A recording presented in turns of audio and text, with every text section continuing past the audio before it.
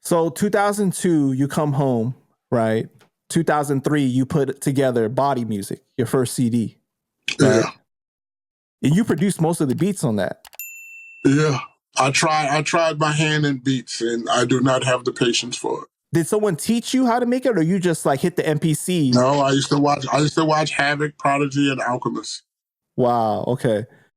And what was that process like putting together your first CD? Because if I'm not mistaken, nobody helped you on that. Like Mobb didn't help you. You did that on your own. I'm a watcher. So if, sometimes, many times I went, especially even when from Juvenile Hell and Prodigy bought that studio equipment at his grandma's crib in Long Island, when they used to make beats, I used to just watch them and just sit there. Then once they popped off, the same thing. If I come to the studio and have it making beats, I would just shut the fuck up and watch them. Because you're putting a puzzle together. I like puzzles. Mm-hmm. And it just, and I just took my shot at it. And I've learned that I don't have the patience for it because I'm picky with beats. And even a lot of the shit that I made, I used to be like, oh, this shit is trash. So I understand when Havoc and other producers be like, oh, I don't like this shit. People are like, oh, this shit is crazy. And I just don't. It's too much of a fight for me. But did you ask like Havoc, or did you ask like any of them like, hey, what do you think of this? Like after you had made it? No. So you just put it together yourself and just put it out? Yep. And Prodigy did appear on that, right? And Prodigy was always a dope supporter. You know what I'm saying? He hears something and be like, fuck that. Let me rap. We rhyming on. Right. And how do you think that first CD came out? Like, were you happy with that? Yeah, at the time, yeah. I mean, I'm still proud of it because, I did it. And you know what I'm saying? I learned by watching them put an album together and, songs and so on and so forth. So. And even better, you did it on your own, though, with the limited resources that you had at that time, right? Coming out of prison, and you were able to have the strength and the patience to do it on your own.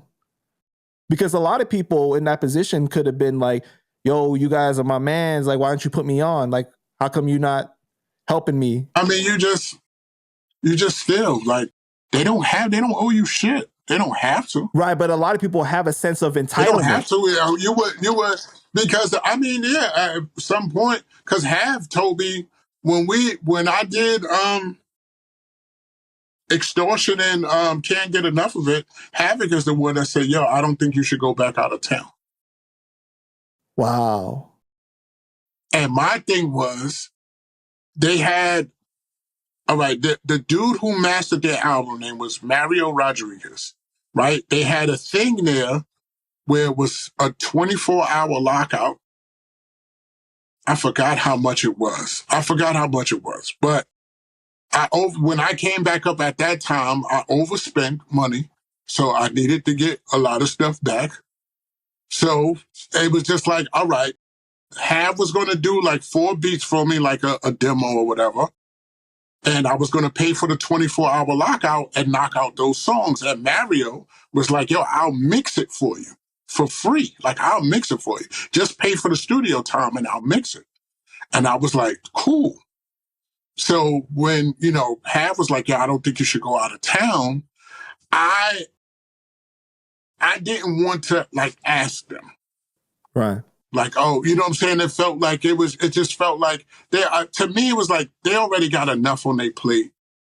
I don't want to be like just sitting there with like waiting, like, yo, could you do, you know what I'm saying? So I was just like, let me go. I was like, yo, let me just go one more time. And I'm going to get the money to pay for the studio and everything. And I'll rock out until whatever happened.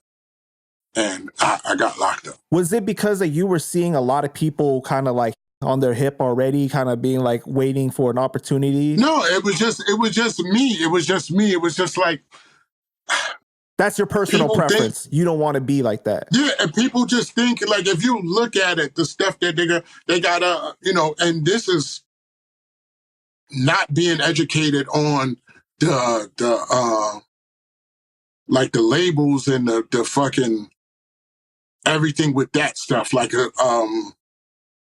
contracts and all that other stuff, and all of this is being very negligent of that, of not, not educated on that. But I can just see the everything of going through, of trying to put the music together, getting the songs right.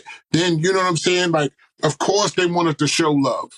Of course, you know what I'm saying? Yo, come to the studio, hang out, chill, smoke, see a different environment. Right. Right? And then it's just like, how do us basically, I didn't know how to say it then. I had to learn later on, but it was just like, how do I make myself valuable? So if they see me do this on my own, it's not like, you know what I'm saying? It's not like I'm just here like with the handout. Right. But at that time, before, while they're working on Hell on Earth and you're appearing on songs and everything, was there any talks of, you getting a deal or anything? Like they wanted you to get one? I mean, Hav was with it to work on me on the demo. Because I made my own demo before. You know what I'm saying? Bless his soul, Chris Lighty listened to it. He liked it. He took it to people. They passed on it. But Chris Lighty liked it. Right. Practically snatched it out of my hand.